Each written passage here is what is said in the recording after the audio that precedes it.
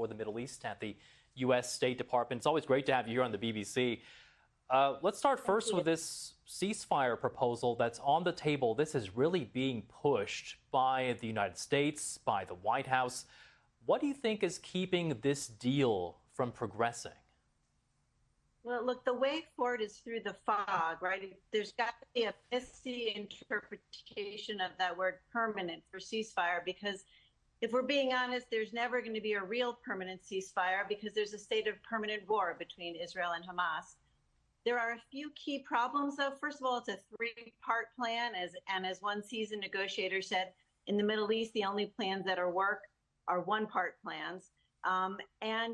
This is usually negotiations are a matter of a pain-gain trade-off. But here, the pain we're talking about is pain of death. For Netanyahu, it's political death, and for Sinwar, it's literal.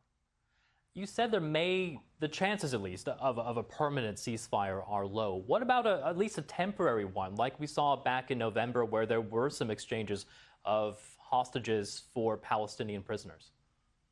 Well, that's a great question, because the only incentive to end this quickly are the hostages, which is there's a kind of poetry to it. I mean, the people who are being held in captivity couldn't unlock the region because those hostages are real. They put a human face on the crisis for the Israelis, and they'll put political pressure on Netanyahu to make compromises that he otherwise would not be willing to make.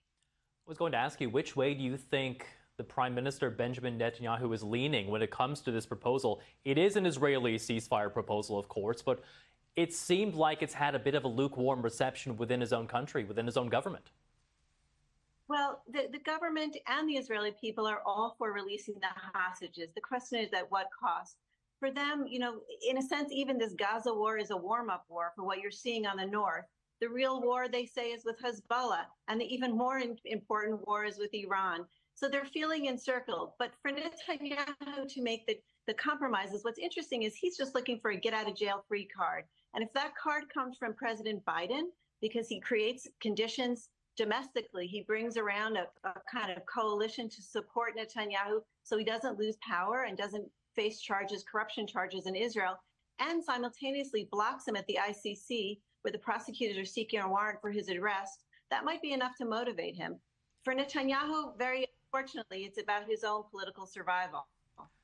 How concerning to you is the situation to Israel's north? We saw today there have been some firing of rockets back and forth between Hezbollah and Israel. Today, Netanyahu threatening military action against Hezbollah. Is there a chance that we could see another front in this conflict open up? Yeah, I mean, this was the front that Israel's Defense Minister Gallant wanted to open preemptively the week after October 7th. I mean, their feeling is we won't be fooled again. We're going to preempt that war. And today you heard Israel's President Isaac Herzog say, wake up world and don't be surprised when another fight breaks out. Look, that's been priority, I would say, number two for the United States. Number one was freeing the hostages. We have Americans who are still being held there in tunnels in Gaza. But number two is preventing a wider conflict, because we've got our hands full. We're trying to focus on rising China and an aggressive Russia. We don't need a third front with Iran or the wider Middle East.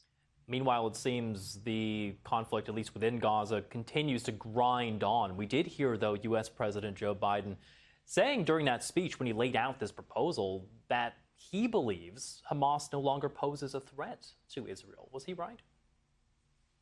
Well, I think that there's real split opinion in the IDF whether they actually could launch. Look, for them, the bottom line is, could they launch another October 7th? The president said they can't. But, degrading isn't the same as defeating. The question is, what do you replace it with? And the IDF itself says we need a military plan, yes, but more important, we need a political goal on the horizon. We can't take ground and then retake it. They acknowledge that they're in the whack-a-mole phase in Gaza, and they are actually turning their sights to the north. The region that gave Israeli military planners night sweats for years now is to the north. All right, Laura Blumenfeld, a former senior policy advisor for the Middle East at the U.S. State Department. Thank you, as always, for your time. Wonderful. Thank you.